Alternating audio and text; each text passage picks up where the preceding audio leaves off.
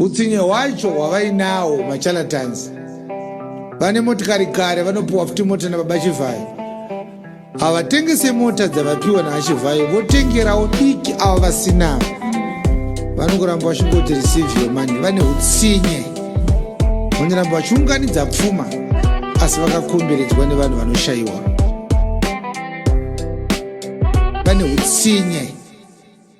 Real conversations, unfiltered perspectives.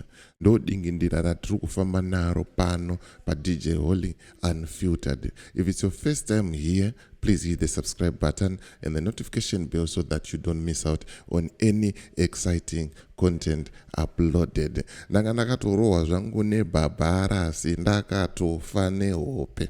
Ndikanzwa foni ichirira, ndikambotraya kuignore phone call iyi, but yaramba ichifona kusvikira ndapika. Zvikanzi uri kutorara zvako, hausi kuziva kuti kunoku kwaitika hombe. Zvatosvorana, Chivayo namai Mnangagwa. Ndikati ko inyaya yeiko? Zvikanzi inyaya yaCollins. Zviri kumbofamba seiko? Chiko chiri kumboitika? Tipei nyaya yacho tiifambire. Zvikanzi do you know kuti Collins as we speak right now haasi kutaura namai vake, havasi kuonana, and he is in Dubai kutaura kuno. Ndikati homana, ndo nyaya dzatinodaka idzi, ndo nyaya dziri unfiltered dzatinoendesa kuvanhu mawani zvekutodaro. Ndoda kuti ndikutsanangurire nyaya yacho semanzwiro, semapiwirwo andaiita. Ndisati ndapinda munyaya yangu zvizera, ndikuti kana une bhizimusi raunaro rauri kuda kushambadzirwa, ndibate. Namba dzangu ndo dziri pascreen idzo. Kana une nyaya yaunayo yauri kuda kuti ndifambire, ndibate. Namba dzangu ndo dziri pachi, dziri pascreen apo. Zviri kunzi batirwa dare nasekuru Chigocha Mazizi. Sekuru Chigocha Mazizi ndiye munhu wacho ari kuita zvinhu zvamanje manje kuHarare uko. Saka bata namba dziri pascreen wotaura kuti Sekuru Chigocha Mazizi ndaita dambudziko iri, ndibatsireiwo vanokubatira dare rako zvakanaka naka. Nditika right, regai tichipinda munyaya iri kupisa. Zvamanje manje mai Mnangagwa ndo ane chimuti. Zvamanje manje amai havana munhu ari kuvamisa ende havasi kumisika.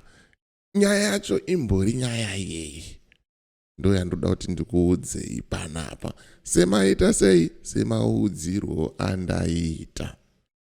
Do you still remember kuti amai vaKelsi naDion wekwastana nedzimwe hama dzavo dzavanga vaanadzo vakasungwa musi weWednesday kulodge, vakamirira kuti nguva dzavo dzikwane vaende kunopinda muprivate jet vakananga kuDubai vachitiza.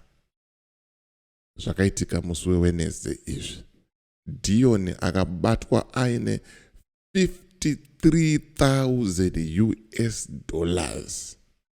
Murumu maDion muri kunzi manga mune crystal meth necocaine zvirimo murumu make allegedly. Ndo mataurirwo azviri kuitwa izvi. Okay, tinogona kuti manyepo, tinogona kuti chokwadi, takamirira kuti koti approve kuti zvakaita sei, zvakamira sei. But nyaya hombe ndeyekuti private jet yaida kubuda nevanhu munyika ndeyani? Private jet yaida kutiza nevanhu ava munyika ndeyani? Zviri kunzi ndeyaChivayo. Zviri kunzi muchidhiri chacho ichocho cheprivate jet Collins arimo futi. Ndo private jet yavo yavaishandisa kubuditsa nekupinza zvinodhaka munyika, amai vasingazvizive. Ndo pazonetsa ipapapa. Right now makey private jet ari mumazamu amai Mnangagwa akaiswa panodziya pekuti hapana kana munhu wani anokwanisa kumatora. Amai vari kuvava, amai havasi kufara, amai havasi kunakirwa. And amai vari kumeka sure kuti anyone close kuna Collins abhadhara. Anyone close kuna Collins apinda pama1. Right now Chivayo akatiza, he is in Dubai. Akazobuda nembombera, ndege dzembombera idzi, nenyaya iyoyi yekuti ndege makey ari panodziya paamai. Muri yeZimbabwe pakaipa, pari kupisa zvekutodaro. Vanhu vakarohwa, vanhu vakasungwa, ende ezvinezvi mhosva dzavo dzava kupomerwa imhosva dzekuti vakaita inonzi kana kuti vaiita inonzi money laundering. Ende malist emaproperties abuda.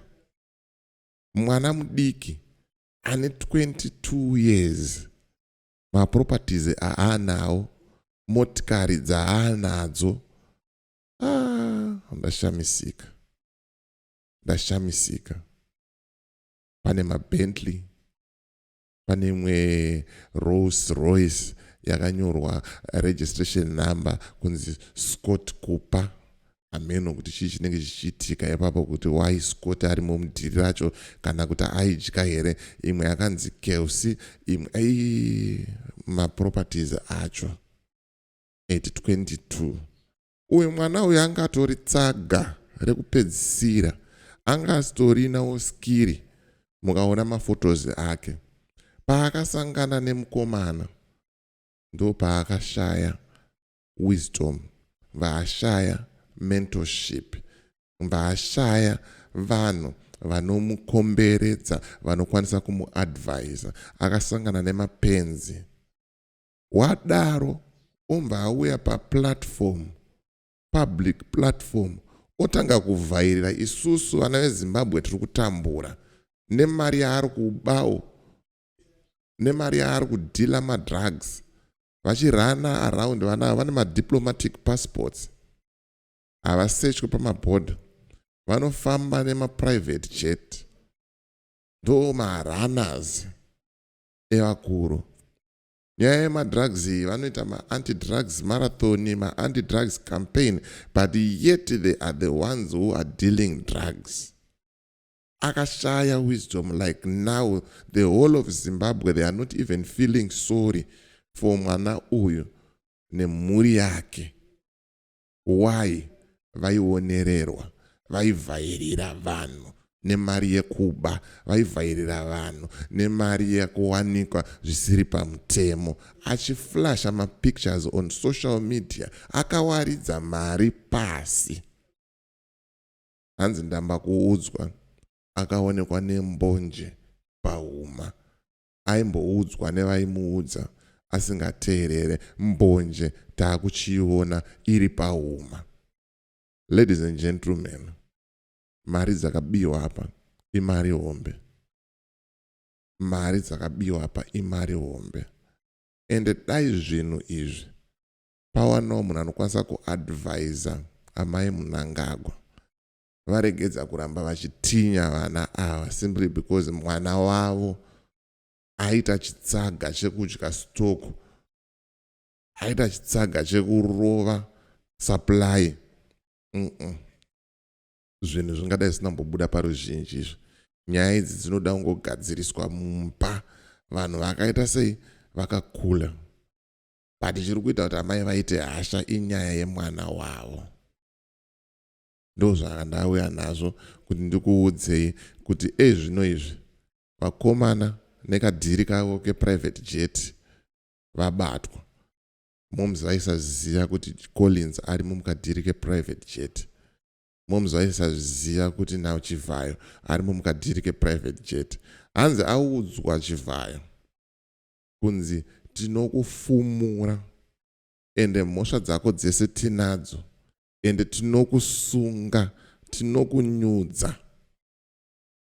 Mashoko aamai. Pazvakuenda uko vanogona kunge zvavo vachitiitira weti mumusoro, vachitisurira, it's fine, but Mwari anenge ane saizi yavo. Unogona kudzvanyirira mamillions evanhu vachichema wogoshayiswa hope nemwana 1, mwana wako futi 1 unoshaya hope, BP inokwira, gara yakashuta, ugorova vanhu, ugoita sei, but Mwari anenge ane saizi yako. Ladies and gentlemen, ndanguva kuti ndikupei update semawaniro andaita, semapiro andaita. Ndichadzoka zvakare ndichikuudzai kuti zviri kufamba sei uyezve zvamira sei. But mufana wangu Shona kana mufana wangu anzani Collins, kana wakangwara chingotaura namoms yako. Vanhu ava vakushungurudzisa kunzi money laundering, madrugs and chichichi ava toziva kuti vanenge vachizviita, but zvimwe nyaya dzacho munongotaurirana zopera, pane kuti vanhu varambe vachisafa. Vanhu zvinongoda kungotaurirana, motaurirana pachimuri chenyu, ndochapa umbavha hwenyu, zvinonga zvangopera zvakadaro. As for me, Teacher Holling and the rest of the crew behind the scenes, is bye for now. Musakanganwe kwasara mazuva mashoma shoma kuti musi wa30 usvike birthday rangu. Change tichinakirwa, change tichifadaya. It's bye for now.